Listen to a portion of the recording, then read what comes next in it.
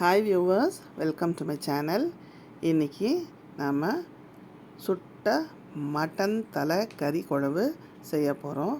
வாங்க அது எப்படி செய்வதுன்னு பார்க்கலாம். இந்த மாதிரி நம்ம சுட்டு நல்லா க்ளீன் பண்ணி எடுத்துக்கலாம் மட்டன் தலையை. அதற்கு தேவையான பொருட்கள்: ஒரு வெங்காயம், ஒரு 2 தக்காளி எடுத்துக்கோங்க. ஒரு குக்கர் பேனில் ஒரு 4 டேபிள் ஸ்பூன் அளவுக்கு நம்ம கடலை எண்ணெயை ஊற்றிக்கலாம். அதில் ஒரு 2 கிராம்பு, ஏலக்காய், பட்டை போட்டுக்கோங்க.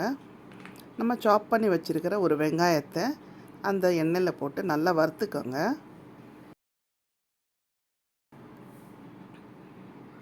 அதிலே ஒரு 2 பச்சை மிளகாய் கட் பண்ணி போட்டுக்கோங்க.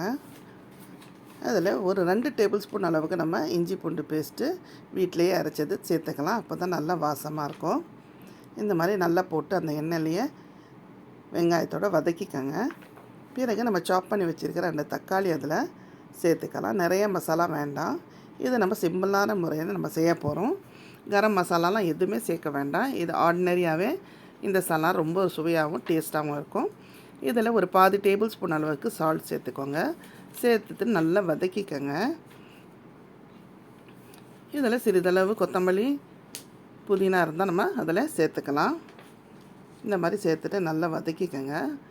நம்ம வாஷ் பண்ணி வச்சுருக்கிற அந்த தலைக்கறியை நம்ம இதில் போட்டுக்கலாம். போட்டுட்டு நல்லா பெரட்டி விடுங்க. இந்த மாதிரி நல்லா பெரட்டி விடுங்க. இந்த கறி ரொம்ப டேஸ்ட்டாகவும் சுவையாக இருக்கும். இது நம்ம சால்னா முறையில் நம்ம செய்ய போகிறோம். கிரேவி மசாலா கிடையாது. இது வந்து குழம்பு மாதிரி நம்ம செய்ய போகிறோம். வாங்க அது எப்படி செய்கிறதுன்னு பார்ப்போம். இந்த மாதிரி நல்லா வதக்கிக்கோங்க.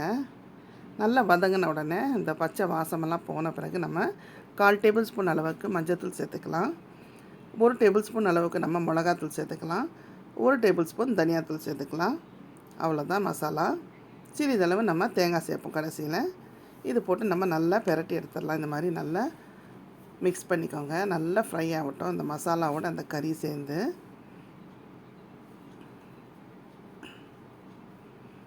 இந்த மாதிரி நல்லா மிக்ஸ் பண்ணி நல்லா குக் ஆகட்டும். நம்ம வந்து தேங்காய் பதை வந்து ஒரு 2 இல்லைன்னா 3 தேங்காய் பதை நம்ம அரைச்சி, நான் வந்து ஏற்கனவே அரைச்சி வச்சுருக்கேன். ஸோ அதனால ஒரு 3 தேங்காய் பதை அளவுக்கு நம்ம இதில் தேங்காய் நல்லா அரைச்சி நம்ம சேர்த்துக்கலாம். 1.5 கிளாஸ் தண்ணியை சேர்த்துக்கலாம். சேர்த்துட்டு நல்லா ஒரு 5 விசில் விடுவோம். வாங்க இதை நல்லா மிக்ஸ் பண்ணிடலாம்.